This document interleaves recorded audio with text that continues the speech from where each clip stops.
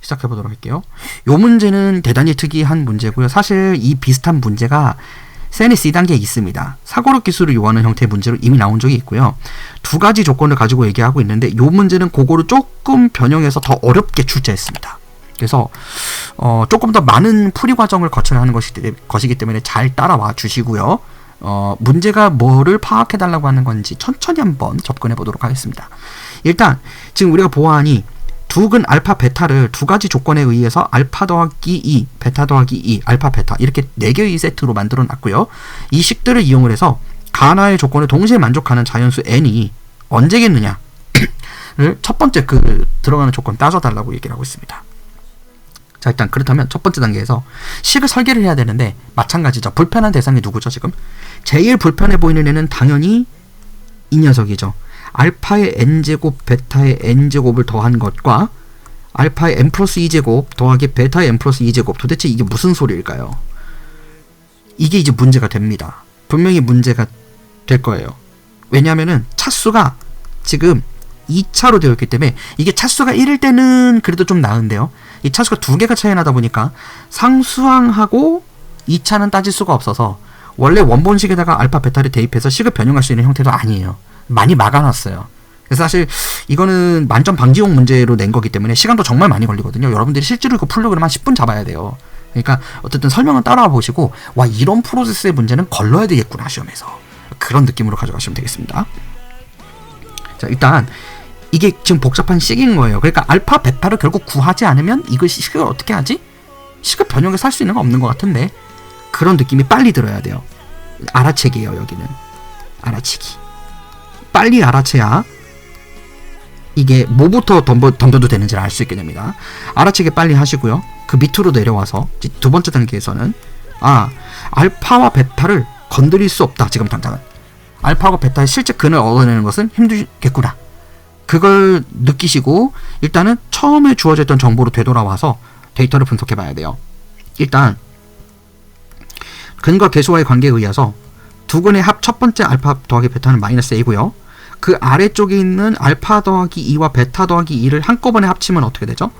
얘가 마이너스 5a가 된다고 하는 겁니다. 그죠? 그러니까 깔맞춤 한 거예요. 일부러 의도한 거예요. 같은 a로 묶여있는 애들을 가지고 이 두 근의 합과 곱의 관계에 의해서 a하고 b를 직접 구해보자는 거예요. 그걸 통해서 알파 베타를 추정해야 되거든요. 지금. 그 다음에 또 뭐가 있어요? 알파 베타 곱 같은 경우에는 위에서는 b고요. 그 다음에 아래쪽 알파 베타 곱은 어떻게 되냐면 알파 더하기 2랑 베타 더하기 2를 전개해야 합니다. 그죠? 베타 더하기 2도 전개해야 돼요. 그래서 얘가 알파 베타 더하기 2의 알파 더하기 베타 더하기 4가 되게 되는데 얘가 7b라고 하고 있습니다. 자, 일단 심호흡을 하고요. 왼쪽부터 먼저 볼 건데 이 첫 번째 식에다가 양변에 4를 더하면 되는 거죠. 그러면은 위아래가 같아집니다. 그래서 그 결과로 우리가 얻을 수 있는 건 마이너스 a 더하기 4가 마이너스 5a9나 아싸라비요. 자, 넘기면 a가 마이너스 1인 걸 알 수 있죠. 오케이. 자, 그럼 이 정보를 통해서 일단 두 근의 합이 1인 걸 알 수 있어요. 되죠? 오케이. 자, 좋은 정보 찾았어요. 이제 두 근의 합이 1이 되기 때문에 이걸 갖다가 오른쪽에 있는 식에다 대입을 하게 되면 알파 더하기 베타가 1인 걸 알 수 있으니까 알파 베타는 지금 b라고 했거든요. 첫 번째 식에서. 그러면 그거를 이 식에다 그대로 정리를 다 해서 보면 알파 베타에 b를 넣고 알파 더하기 베타에 1을 넣어서 2를 만들고요. 그거고 4를 더한 게 7b랑 같다는 결론이 나오니까 b를 이항해서 소거를 해주면 6은 6b. 그럼 b가 얼마입니까? 1이에요.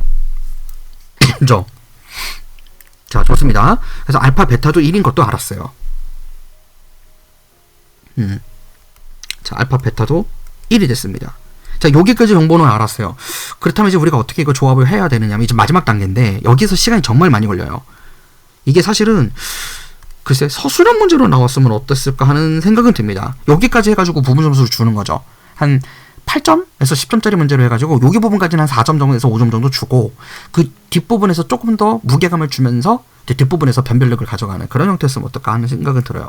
근데 객관식 5점인데요. 알고는 있어요. 너무 어려워서 하는 얘기야. 너무 어려워서. 그러니까 5점을 한 방에 읽는 기분보다는 그래도 부분 점수를 따면 기분이 좋잖아. 그래도 그건 점수가 너무 높잖아요. 맞아요. 그러니까 아까 8점짜리로 얘기했을 때 여기 단계까지는 한 5점 주고요. 두 번째 단계에서 3점. 이렇게 하면은 변별력 좀 좋잖아, 내기. 그죠? 여러분들 기분도 덜 상하고. 그렇게 했으면 좋겠는데. 자, 이제 좀 해볼게요. 이제 뭘 해야 되냐면은, 이제 가조건하고 나조건을 같이 한꺼번에 이제 해야 되는데, 나조건이 어쨌든 제일 힘들고 빡센 조건이에요. 근데 가조건부터 먼저 살펴볼게요. 그렇다면. 가조건을 보니까, 알파의 n제곱이랑 베타의 n제곱이 반드시 0보다 크다. 이렇게 돼 있습니다. 근데, 상황을 좀 살펴보면, n이 1일 때 결국 알파하고 베타 더하기죠. 근데 얘가 1이니까 얘가 1이니까 0보다 커서 통과되는 거죠. 그죠? 근데 나조건을 보게 되면은 알파 더하기 베타가 누구랑 같아야 되느냐면 이 n에다 1을 넣었을 때니까 알파 세제곱 더하기 베타 세제곱이 같아야 돼요.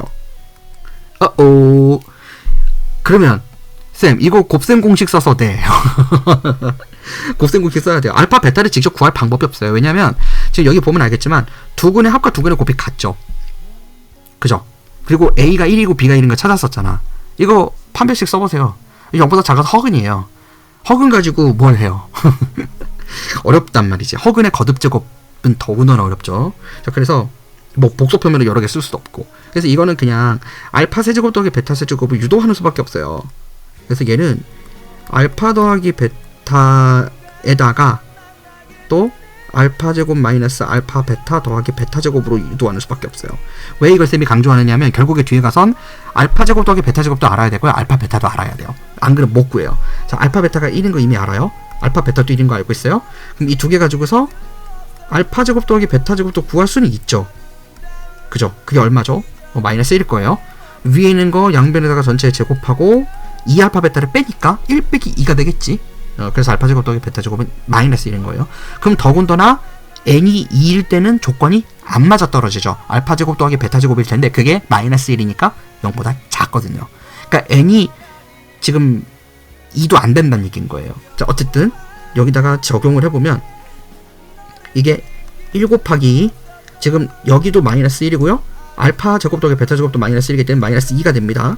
얘가 마이너스 2죠. 근데 원본식은 1인데 여기가 마이너스 2니까 맞지 않아요. 그래서 n이 1일 때도 안 되고 2일 때도 안 돼요. 자, 그러고서 보기를 한번 보세요. 지금 보기를 보면은 여기서 이제 좀 눈치가 빠른 학생들은 4, 5, 6, 7, 8이거든? 당연히 그러니까 1과 2가 안 되는 게 맞겠지.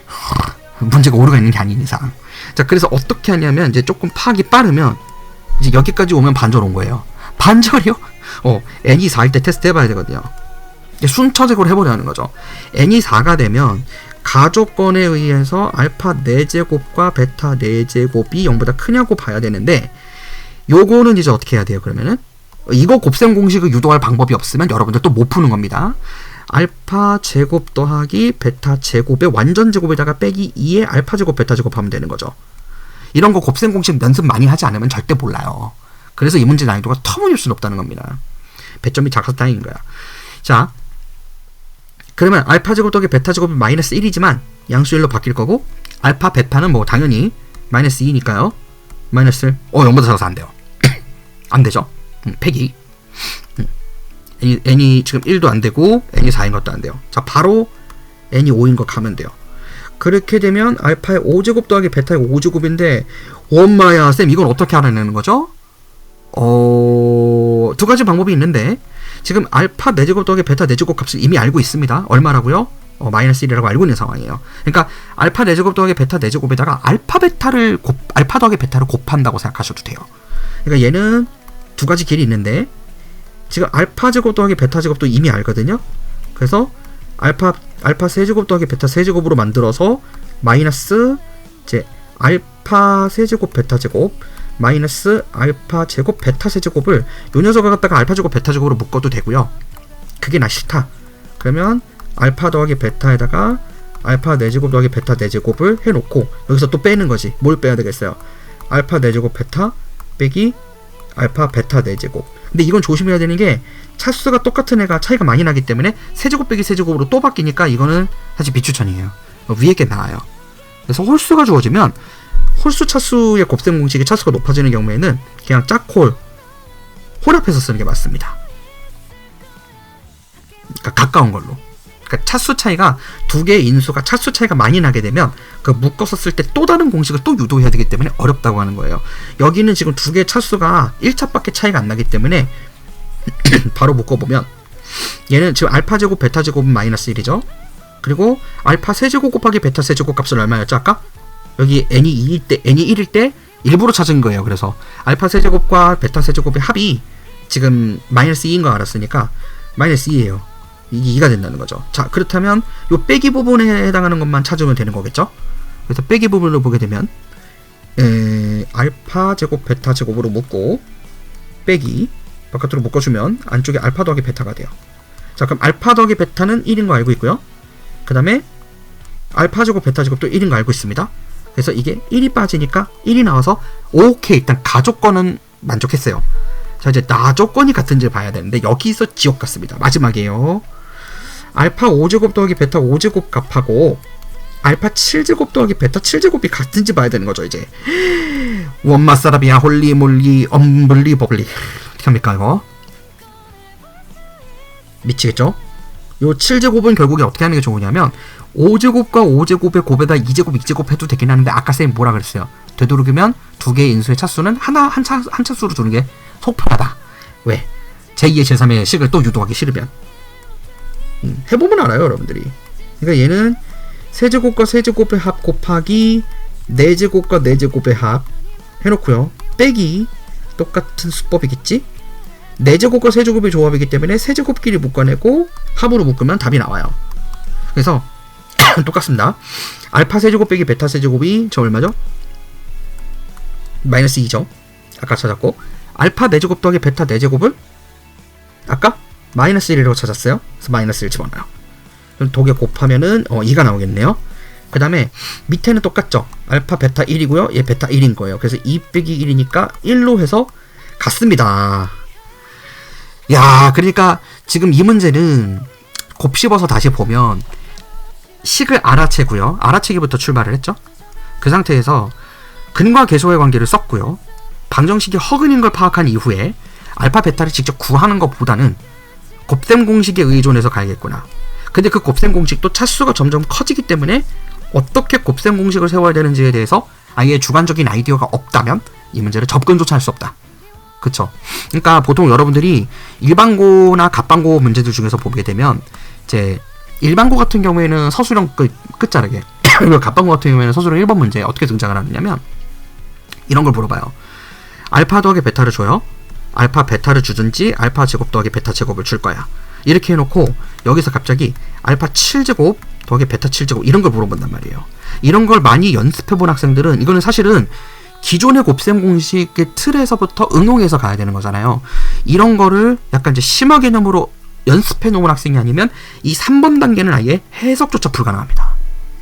그리고 이제 눈치가 또 느려서 보기가 4부터니까 1, 2, 3은 애초에 필요가 없네? 그런 눈치도 못하는 거죠. 지금 쌤이 n이 3일 때는 건드리지도 않았죠. 쓰지도 않았단 말이야. 그러니까 시간을 줄이는 것까지도 고려가 돼야 되는 거예요. 너무 어려운 문제고요. 다행히 이제 일반고다 보니까 그냥 객관식 5점으로 때렸습니다. 이거 솔직히 갑반고였으면은 이거 거의 한 15점으로 때렸을 거예요. 벤벨력을 가져가기 위해서. 그러니까 잘 조립해서 연습해보시고 굉장히 어려운 문제는 맞지만 차근차근 하다 보면 여러분들 실력이 늘 수 있습니다. 이런 거는 시간 안배해서 연습하는 거 정도로는 정말 좋은 문제인 것 같아요. 여기까지 하고 다른 지역고등학교 문제에서 또 뵙도록 하겠습니다. 갑반고 관련된 문제는 아마 다음 주에 업로드 될 것 같아요. 시험이 그때니까. 네, 여기까지 하겠습니다.